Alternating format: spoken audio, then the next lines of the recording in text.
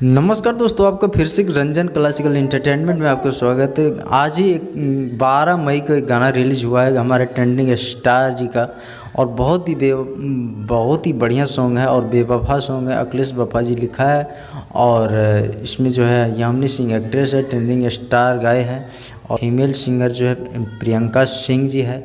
और बहुत ही फाड़ू सॉन्ग है ये बेवफा सॉन्ग। और कहते हैं ना कि खेसारी भैया जो है ना सबका ख्याल रखते हैं भाई। जितने भी प्यार करे वाला है ना सब के लिए गाना बहुत ही स्पेशली होने वाला है। और प्यार करके जो है ना दिल टूटता है, तो वही जो है ट्रेंडिंग स्टार जो है विस्तार रूप से बताए हैं कि भाई प्यार करके जो है काट देते हैं तो कैसे दिल टूटता है और कैसे दर्द होता है। तो प्यार करे वाला के लिए सबसे स्पेशली सॉन्ग है ये।